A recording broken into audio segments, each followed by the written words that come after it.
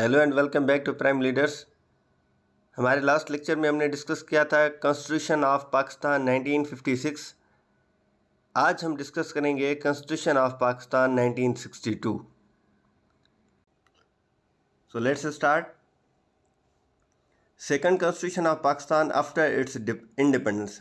So this was basically the second constitution of Pakistan after it's independence. आज़ादी के बाद ये पाकिस्तान का दूसरा आइन था।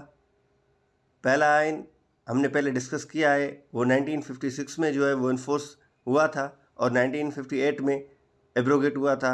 ये सेकंड कॉन्स्टिट्यूशन जो है हमारा वो कब आया? 1962 में आया। आगे हम पढ़ेंगे। इन्फोर्स ऑन 8 जून 1962 जो है वो इन्फोर्स कब किया गया ये आइन? 8 जून 1962 को। Promulgated bye Ayub Khan. ये किसने अनाउंस किया? ये जो हमारा आइन था कॉन्स्टिट्यूशन ऑफ 1962, ये अयूब खान ने अनाउंस किया था। It was written constitution. अब 1956 का जो आइन हमने पढ़ा था उसमें भी हमने डिस्कस किया था कि what is the written constitution. हमने डिटेल में डिस्कस किया था, लेकिन यहाँ पर भी हमें डिस्कस करनी है। तो what is written constitution? Basically written constitution हम उसे कहते हैं जो पार्लियामेंट से पास हुआ आइन हो, उसे हम कहते हैं रिटन कॉन्स्टिट्यूशन। और वो आइन जो कोडिफाइड फॉर्म में हो। कोडिफाइड फॉर्म किसे कहते हैं? जिसमें हमारे आर्टिकल्स, पार्ट्स और शेड्यूल्स हो, उसे हम कहते हैं कोडिफाइड फॉर्म ऑफ कॉन्स्टिट्यूशन। और वो आइन जो यकजा हो, जो कंसोलिडेटेड फॉर्म में मौजूद हो, जो एक साथ पाया जाए, उसे भी हम रिटन कॉन्स्टिट्यूशन कहते हैं। सही है। So it consist of 250 articles, 12 parts and 3 schedules. ये जो हमारा आइन था उसमें 250 आर्टिकल्स थे, 12 पार्ट्स थे और 3 शेड्यूल्स थे। It was rigid constitution. अब 1956 का जो आइन था वो था सेमी रिजिड। 1962 का जो आइन है वो है रिजिड कॉन्स्टिट्यूशन। वो सेमी रिजिड और 1962 का रिजिड कॉन्स्टिट्यूशन। अब रिजिड कॉन्स्टिट्यूशन किसे कहते हैं हम? वो आइन जिसमें अमेंडमेंट करना बहुत ही मुश्किल हो, तो उसे हम कहते हैं रिजिड कॉन्स्टिट्यूशन। अब इसके अपोजिट कौन सा होगा? Flexible constitution. अब फ्लेक्सिबल जो कॉन्स्टिट्यूशन है वो है यूके का, यूनाइटेड किंगडम, उसका जो है वो फ्लेक्सिबल कॉन्स्टिट्यूशन है। रिजिड कॉन्स्टिट्यूशन किसका है? यूनाइटेड स्टेट्स ऑफ अमेरिका, उसका जो है वो रिजिड कॉन्स्टिट्यूशन है। Presidential form of government was introduce. 1962 के कॉन्स्टिट्यूशन में जो है वो प्रेसिडेंशियल फॉर्म ऑफ गवर्नमेंट को इंट्रोड्यूस करवाया गया। तो प्रेसिडेंशियल फॉर्म ऑफ गवर्नमेंट होती क्या है? बेसिकली ऐसी गवर्नमेंट जिसमें एक ही बंदे को वोट किया जाए, एक ही बंदे को इलेक्ट किया जाए, और वो बंदा जो प्रेसिडेंट कहलाता है वो बंदा किसी भी फील्ड से, कहीं से भी अपनी टीम बनाएगा, लोगों को वहाँ से उठा के वो अपनी टीम बनाएगा और उससे पूछने वाला कोई नहीं होगा। And this is totally opposite to the parliament form of government. Next we have federal form of government was introduced. अब फेडरल फॉर्म ऑफ गवर्नमेंट जो है वो 1962 के कॉन्स्टिट्यूशन में इंट्रोड्यूस करवाई गई, सेम एज जो 1956 में भी फेडरल फॉर्म ऑफ गवर्नमेंट जो है वो इंट्रोड्यूस करवाई गई थी। अब फेडरल फॉर्म ऑफ गवर्नमेंट क्या होती है? ऐसी गवर्नमेंट जिसमें पावर जो है वो डिवाइडेड हो सेंटर और प्रोविंसेस के बीच में, उसे हम कहते हैं federal form of government. Unicameral legislature. अब यूनिकैमरल लेजिस्लेचर किसे कहते हैं? जिसमें एक ही असेंबली हो, जैसा कि नेशनल असेंबली थी उस वक्त। National assembly consisted of 156 members, later 218 and then 313।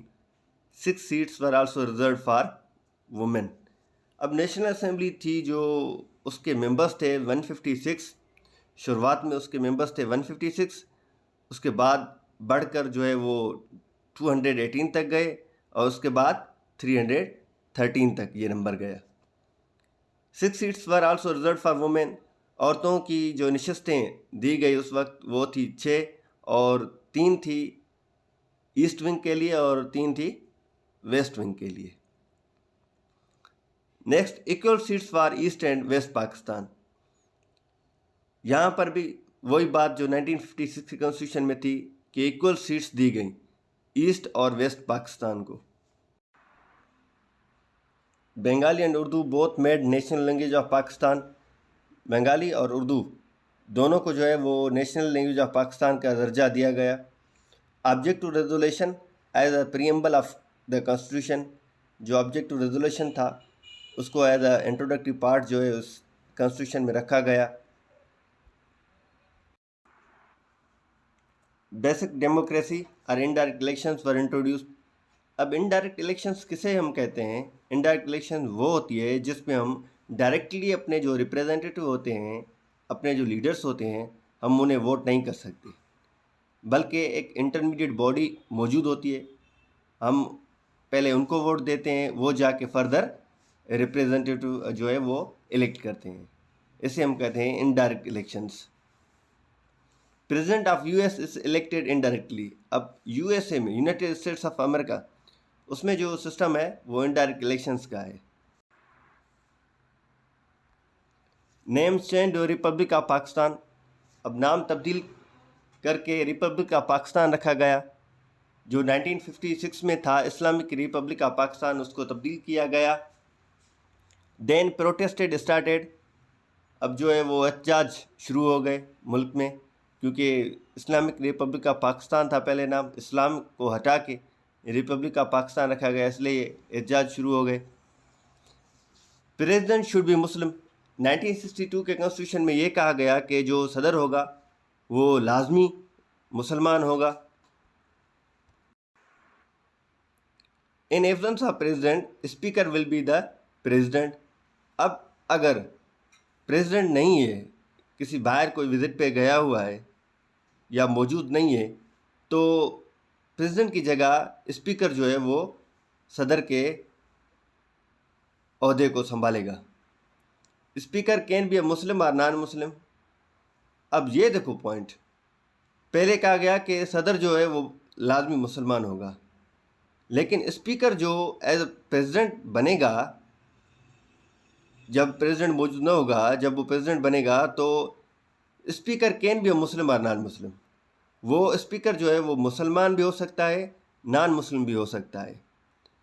अब मिसाल के तौर पर प्रेसिडेंट मौजूद नहीं है तो स्पीकर क्या हो गया? प्रेसिडेंट हो गया। अब फॉर एग्जांपल स्पीकर जो है वो नॉन मुस्लिम है तो प्रेसिडेंट भी क्या हो गया? नॉन मुस्लिम हो गया।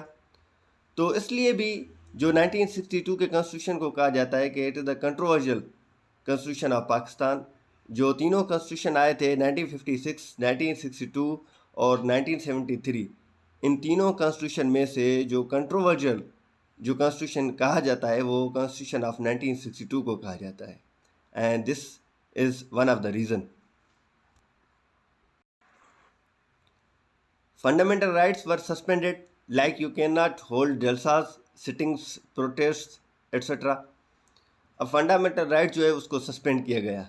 अब देखें, आप कोई जलसा नहीं कर सकते, आप कहीं कोई बैठक नहीं लगा सकते, आप कोई एहतजाज नहीं कर सकते, बस जैसे ही गवर्नमेंट कर रही है, ठीक कर रही है, वो सही है, आपको बस मानना है और मान के ऐसे ही चलना है बस।